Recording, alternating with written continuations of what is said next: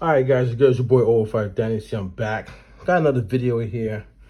This time, I want to talk about Ninth Wonder. First of all, let me say this. I think Ninth Wonder is an excellent musical producer. Does his thing. Tons of accolades. As you can see, American film producer. He's legit, right? But I keep coming into like a couple videos on some of these platforms. I did like as I'm scrolling through my feed or something like that, right? I'll see like a Ninth Wonder video, right? And I'm thinking I'm about to see like him do like another cool beat, because I respect what he does. You know what I'm saying, as a creator on this earth, right? But sometimes, man, I be seeing these videos and it seems like he always thinks, or he feels like he has to defend himself when it comes to being a sample-based musical producer. And some of the stuff that he says, I just don't agree with, because once again, it's like, you have to, in order to defend yourself, you kind of have to tear down something else, right? So it's like, he puts it as like sampling is harder to create than doing original. And for the life of me, I can't understand that statement or those comments that are coming from him, because how could you say that taking something that you did not create from scratch is harder than somebody who's sitting trying to come up with something out of their heart, their mind, their body, and soul from scratch? Literally starting from a blank slate, and they're able to start from literally nothing and to create something. Whereas if you're sampling, you got a head start.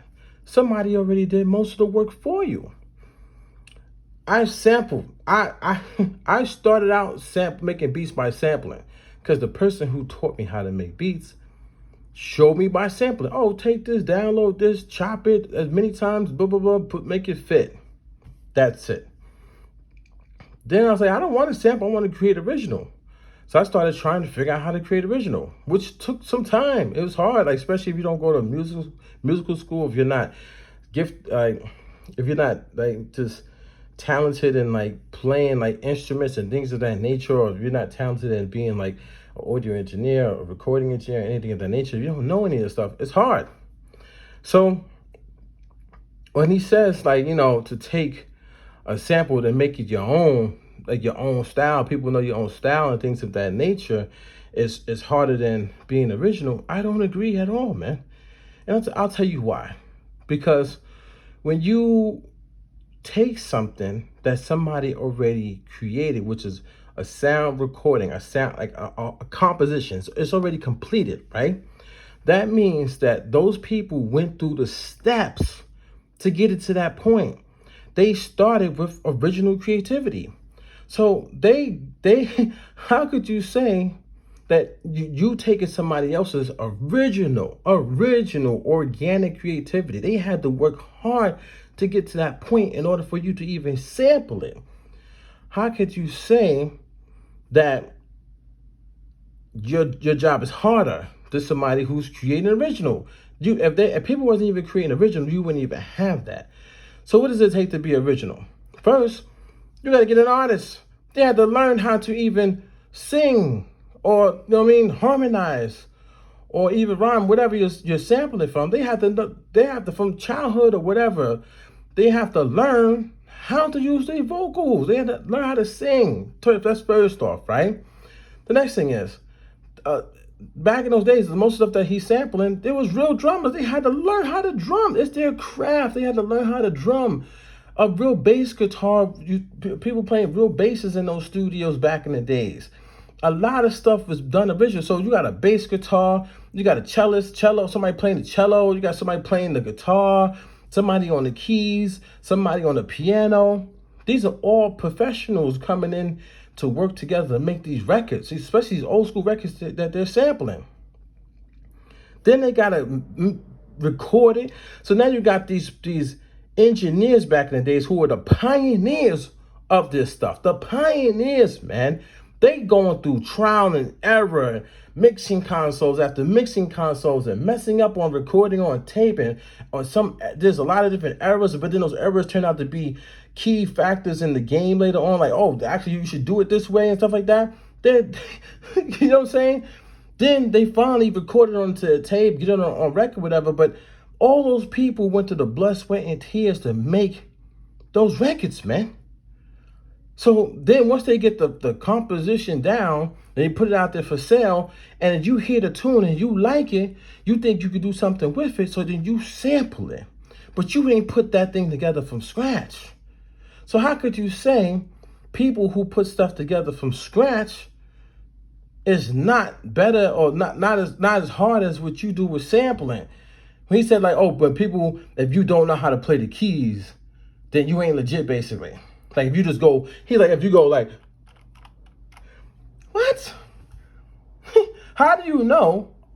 How do you not know? Or I'm saying, where are you getting your information from? Maybe the people that you're sampling from were like, they probably didn't even know how to play the keys. Probably pressing one key at a time. Some of the top cinematic composers in the world, dating back 50 years, 100 years, do this one key at a time. One key at a time. Maybe sometimes they do like a riff, but then they always go back to the one key at a time. Maybe there's a sound in your sample beat that they only press one time in there.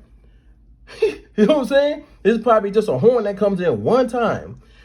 That didn't even make any sense to me. You don't always have to play out a full structure like you Beethoven to be an L producer or be organic, or for it to be hard for you to work. Come on, man. We gotta do better, man. Like, I never listened to a Ninth Wonder beat and thought like, oh, what was his work ethic on creating it? I just respected him for his craft and his sound.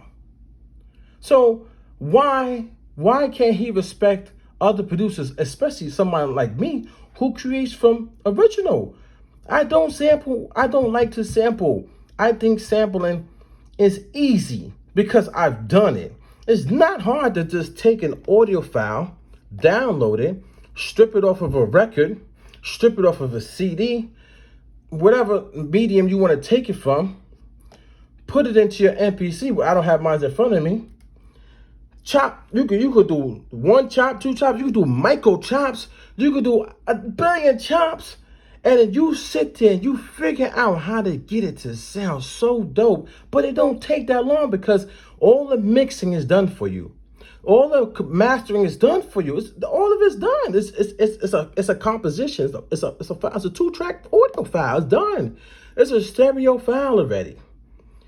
You don't have like multiple tracks that you got to sit there and mix now after you just came up with something creative. And then as you're mixing it, you run into problems and things of that nature. You're doing compression, you're doing panning, you're doing EQ, and you want to send it through your outboard gear, bring it back into your system. You might be like, oh man, I need to go call somebody to play a trombone for me because this one sounds cheesy that I used inside of my keyboard. I mean, like, now you become like a real producer. Now you call somebody over, they send you they play something for you. Now you gotta mix that. You know what I'm saying? You gotta place this here, place this here. You gotta know how to pan. You gotta know how to mono, put something in the center. You gotta know how to put the bass in the center, the kick drums in the center, the vocals in the center.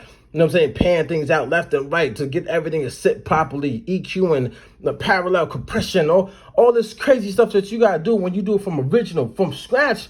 And that's just you nowadays. You know what I'm saying? Nowadays you be doing it this way. If you wasn't even take it back even further to the 70s, 60s, 50s, 70s, the 40s, mixing was so harder. You really had to record spot on. Did you have MIDI back in where you could put the MIDI in and now you can move the MIDI around and fix it like that? You really had to be spot on. So you can't how are you going to say that if you're taking somebody else's body of work, chopping it up just to make your own sound, that somebody's creating their own style from scratch and doing all the work by themselves, mixing and mastering, all that stuff, your stuff is better, or your work ethic is better. Come on, man. We got to stop this, man. We got to stop this, man.